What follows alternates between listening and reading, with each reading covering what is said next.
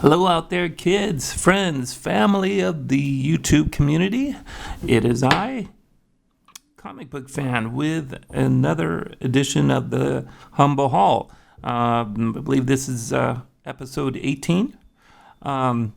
It's hasn't been that long since I saw you guys last, probably less than a week, but I got some stuff in the last couple of days that I thought you guys would enjoy. I was going to do a comic book unboxing. I got a small stack instead of one comic book that came in a box. And aside from that, I can't wait to do unboxings. As soon as I get a box in the mail, it seems like I don't have the patience or the time to cut it open and record and do all that stuff. One of these days I'm going to hold some restraint or show some restraint and actually do an unboxing video. But what's the point if I've got a stack, right? If I've got one or two books, I'll go ahead and do it. But anyway, this is what I got in the last couple of days. I was pretty excited that I actually got some of these things. It's been stuff that I never had, or some stuff I had in the past that I sold and I just got back recently. So anyway, this is not one of the things I had in my collection before, but it was something that was floated down to me, and I'm really happy to have this.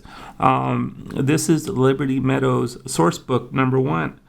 I highly recommend this to anybody who's into this title. Not that I know many people that are. In fact, I'm still trying to hunt down some from my collection. So, a small little shout out or a plea. If anybody has any leads onto where I can get some on the cheap, I'd greatly appreciate it. There are some issues I'm looking for. This source book pretty much fills you in on most of the characters in Liberty Meadows and gives you a little background of what they are and who they are and what they're about. Adding to that, I got Liberty Meadows number 14. Interesting things about these is this Liberty Meadows, normally when they were on the original title, not Image, but the earlier issues, they didn't always show the issue number. So if anybody wants to know, they have to do a little research or open up a book and look inside, find out the issue number. Unlike this one, which is under the Image Publishing, it's number 37. So these are pretty easy to find out. But they're great nonetheless. Nothing's changed really. Frank Cho still does an amazing job with these. They're great. Although I do want to collect the ones on Insight Publishing first. That just seems to be a personal goal. So after that, I went to a bookstore, and my local comic book store had a couple of things that I grabbed. One being right here, Brightest Day, Birds of Night, issue number 1. No explanation needed, really. Everybody already heard about it, seen it, and I figured, hey, if it's there, why not? And along with that, we got Civil War Frontline number 2. Once again, no explanation needed, really, is there? It's the unmasking of Peter Parker. Another thing for my collection, I had to figure out if there was only one issue. There was only one issue missing from my Spider-Man Blue, and I never figured out which one it is. So hopefully this one's it. I haven't even checked yet. Issue 4. Still at that shop, I found Ex Machina number 1.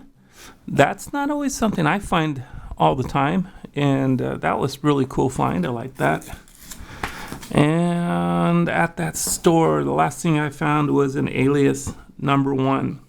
A little pricey, but at $15. $15 was a bit of a stretch for me, and I think it's doable with everything coming up. Yeah, that Netflix series, I guess it's okay. If I decide to sell it, I'll make more than that off it, I'm sure, but that's okay. I hope it's a good read for that amount of money. This is one that that has been escaping me for a while. It's easy to find online, but if it's easy to find online, it usually means it's too easy of a hunt. So I try to find it in the wild around locally. And I found this one. This is actually a two-parter. This is the first of two parts. Action Comics number 592. I've seen it in a video before. The person formerly known as Mueller showcased these and actually grabbed them out of some of the Rocky Comics boxes at one of the shows. And ever since I've seen them, I've wanted them for myself. Basically, this is the first appearance of Sleaze, and if you read into it, it's a really interesting storyline. You really should check it out. I don't think I want to give it away just yet, but if you guys pick these up, you will not be disappointed. It's a really cool thing. Then I went to our local flea market, aka Frank and Sons, and picked up two books. One being Donald the Duck. Yeah, right, Donald the Duck. Howard the Duck #1. This was something I've never had in my collection and never had the desire to collect. But after seeing the cover for so many years, I looked a little closer and I actually liked the artwork on it. I looked inside, read it, and I liked it. I really did. I really hope that they stick with the artist for the rest of the series. It might be something I'd really like to look into. It was good stuff. And I picked up this. This was cool, especially for the price. I picked up Strange Tales number 178, first appearance of Magus, and it only cost me $5. $5 was a steal. I was so happy. $5. Although I already have a copy, $5 was something I couldn't pass up. Good stuff. And then lastly, this is what I was going to do my unboxing on, but I really can't wait. Every time I find a box in my mailbox, I have to open it right away. But I swear, one of these days I'll do it. It wasn't huge, but this is one of the books I had long ago, and just I sold it. That's what I did. I sold it because I needed some cash for some renovations. But I got this. It's an eBay buy, and the price is almost too good to be true. I believe the auction ended with only one bid, that bid being mine, for $35. $35 with $5 shipping and handling. $5 shipping and handling. And okay, guys, let me know how you feel about this. When somebody charges an unreasonable price, not saying that $5 was unreasonable, but I'm getting to that in just a second. When somebody charges an extraordinary amount for shipping and handling, you're kind of hoping, okay, if you got it at a great price, you kind of absorb it in the price of shipping and handling. But what happens if you receive this with media mail? Now I know, and you know, people have received things with media mail, right? Media mail does not cost $5 for one book. Kind of ticks you off. Yeah, okay, I got it at a steal. And this book is probably, I'm going to say, very fine condition. A great steal. Don't get me wrong. I know. But the whole fact that he shipped it media mail kind of ticks me off. I look at the postage, $2.75 in postage. But I guess you kind of have to take the good with the bad. This was a gamble to begin with.